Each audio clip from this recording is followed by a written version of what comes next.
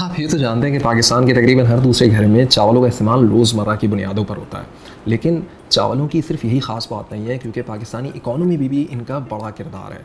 पाकिस्तान से एक्सपोर्ट होने वाली टॉप कमोडिटीज़ में दूसरे नंबर पर चावलों का नाम आता है, जो तकरीबन सालाना 2.3 बिलियन यूएस डॉलर्स के लगभग रेवेन्यू जनरेट करती हैं। और जिस तरह हर कमोडिटी की एक प्राइम प्रोडक्ट होती है, इसी तरह चावलों की प्राइम प्रोडक्ट है बासमती राइस, जो कि दुनिया में सिर्फ 2 कंट्रीज़ एक्सपोर्ट करते हैं, इंडिया और पाकिस्तान। पाकिस्तान में इसका मुनाफा तकरीबन 800 मिलियन यूएस डॉलर्स के करीब सालाना होता है।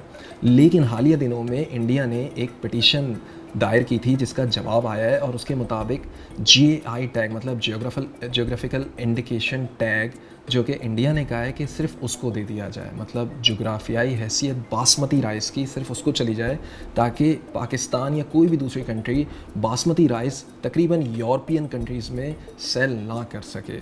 और इसका नुकसान पाकिस्तान को क्या हो सकता है, ये जानना बहुत ज़रूरी है। आए बात करते हैं, लेकिन इससे पहले मैं अपने बासमती राइस की बिरयानी खा लूँ।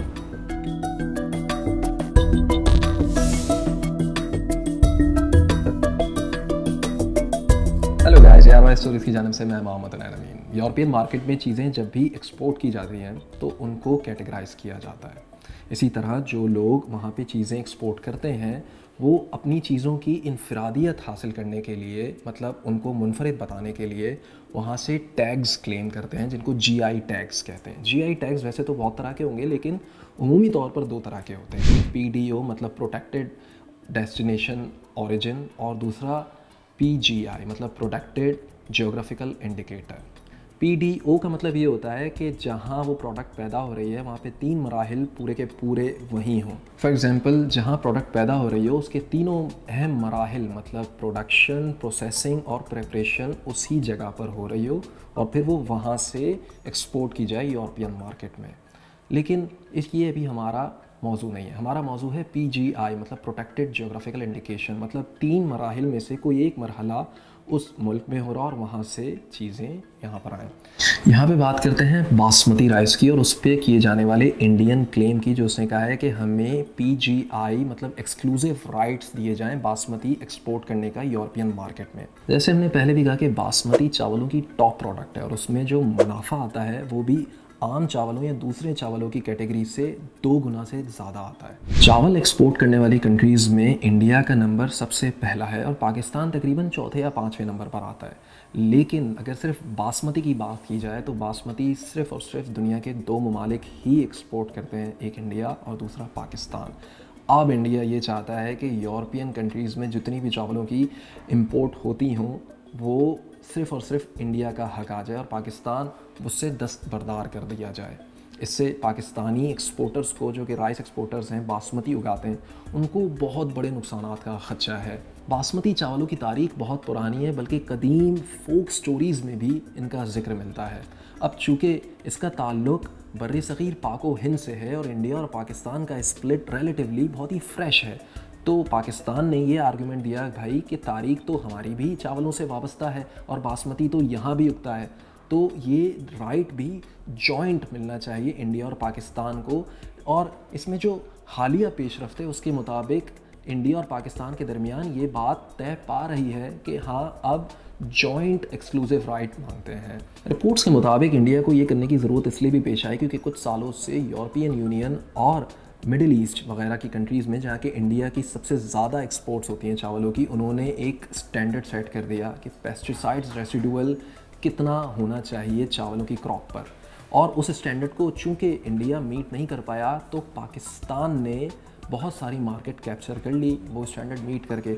इसका मतलब ये कि जरासीम कश दवाइयाँ कितनी हद तक काबिल कबूल हैं उन फसलों पर या चावलों पर यहाँ इस मामले में।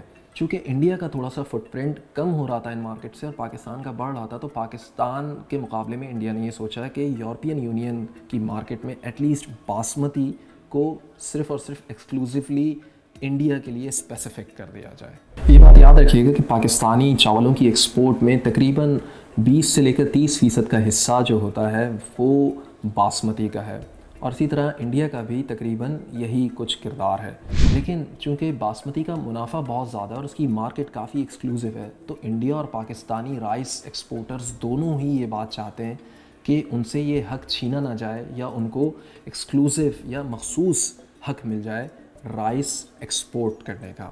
इंडिया को यहाँ पे एक और बड़ा धचका ये भी लगा है कि ईरान, जो कि इंडिया के राइस का बहुत बड़ा इंपोर्टर था, उसने भी इंडिया से चावल लेना कम कर दिए और उसकी मार्केट की खला को पुर करता है पाकिस्तान।